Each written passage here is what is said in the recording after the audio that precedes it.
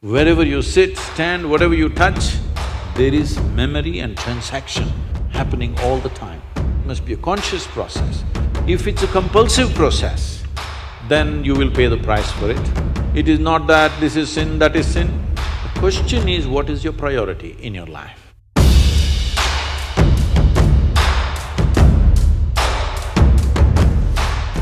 Sadhguru, how can a person stay committed to someone in a relationship? Is it natural to love someone and yet be sexually attracted to others? What should be the proper course of action that should follow, or how does one handle this? See, there is a psychological integrity, there is emotional integrity, but there is a biological integrity also. Integrity does not mean morality. Integrity means you create a situation where it works best for you. So when we say integrity, suppose I say, there is a certain integrity to my body, this means it's strong and resistant to a whole lot of things, isn't it? It doesn't mean I'm morally stuck in something. So I'm talking about… I want you to understand the word integrity in that context. We're talking about integrity in terms of strength of this life. So if that is the thing, is it true? Do you remember how your great-great-great-great-great-grandmother 10 generations ago looked like? Do you remember? No. But her nose is sitting on your face. Yes or no? Body remembers, isn't it? Body remembers your forefathers 1,000,000 years ago. Yes or no? So what you're calling as my body is a heap of memory, isn't it so? Yes. Memory or no? See, now from Nepal you came to Shillong, you eat a lot of this Meghalaya food, your features won't change because your body remembers what is your genetics, no matter what. Or you start eating, let's say, cow's food or dog's food, your body will not get confused and become a dog or a cow because there is evolutionary memory in this. Do what you want, it never gets confused, isn't it? You start thinking I'm a dog and start barking like one, still the body won't change. Yes or no? Mentally you can, but body has such a deep-rooted memory. So this entire body, what you have, is essentially a certain integrity of memory. If that loses that memory integrity, then you will see it will become vulnerable to so many things. Now, the nature of the body is such that anything that you touch with a certain level of involvement will naturally absorb that memory. Not mentally, physically it'll absorb that memory. Traditionally in this culture, we call this runanubandha. You heard of such a word? Runanubandha. What this means is physical memory that you gather. Why people… you will see this with people, let's say in their home, they will go and sit in one place. This will usually the older people you will see, they want to go and sit in the same place. They won't sit in another place. Have you noticed this? Even your dog, he comes, if he wants to sit here, he'll smell this, he'll smell that, he'll smell that, he'll smell that.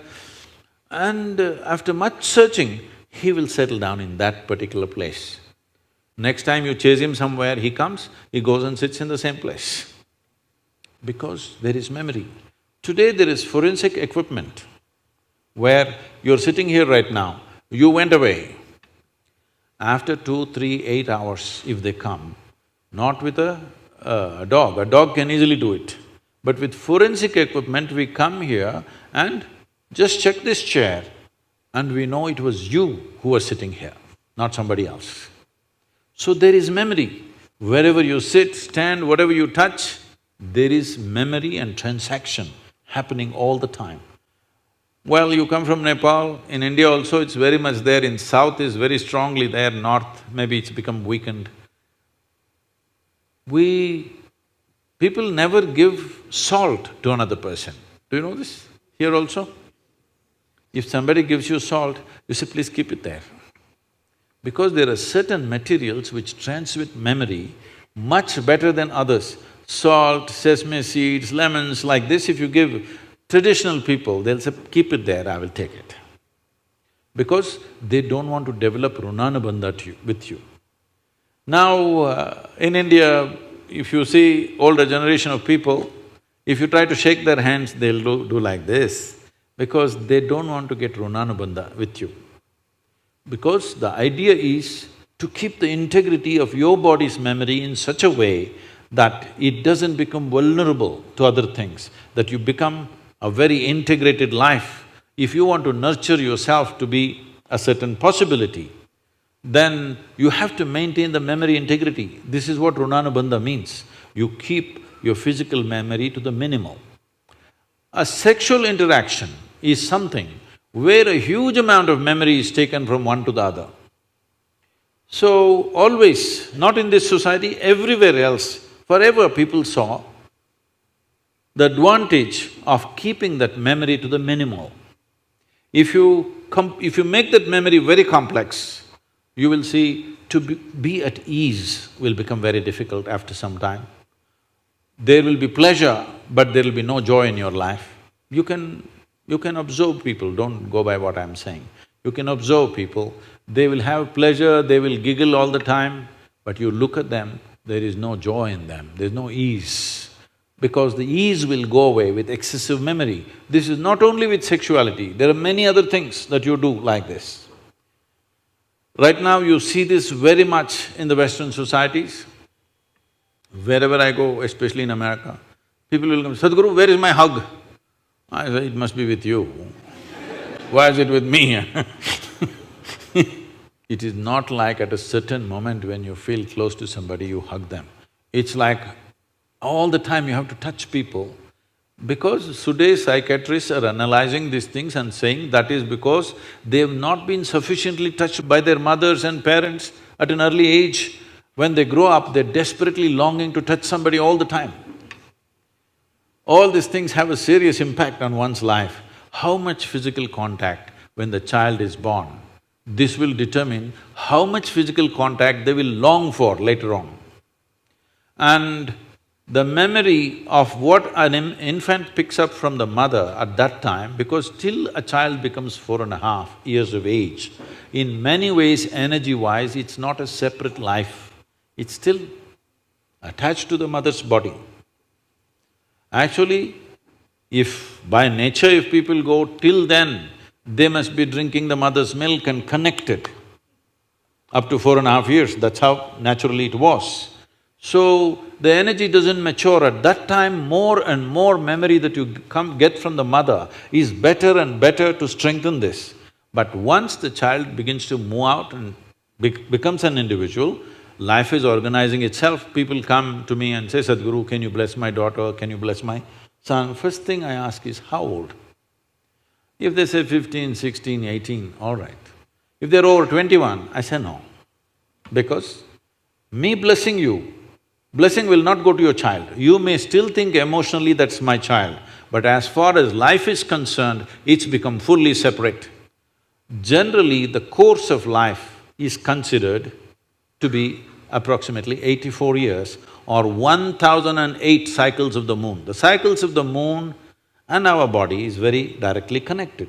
Only because our mother's bodies were in sync with the cycles of the moon, we are born, otherwise we wouldn't be born, isn't it? Hello? So, a full life is considered 1008 cycles of the moon, which will approximately considered as 83 to 84 years. So if one crosses 84, it's considered a full life.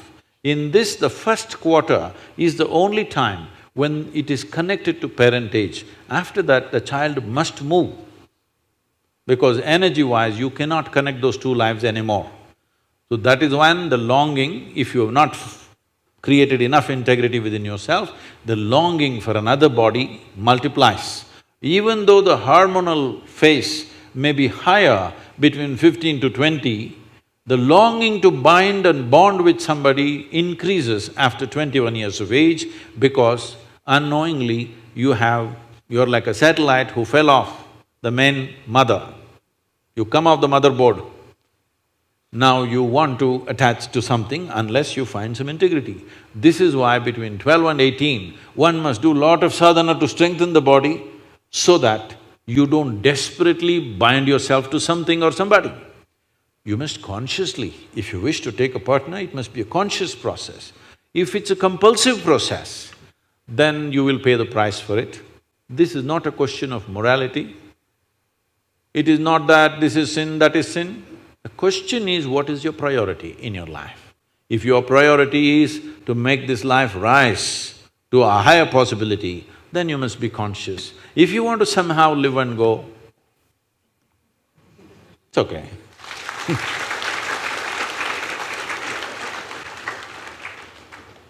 Thank you, Sadhguru. I'm sorry if I discouraged You just answered my question, Sadhguru. Thank you so much for that.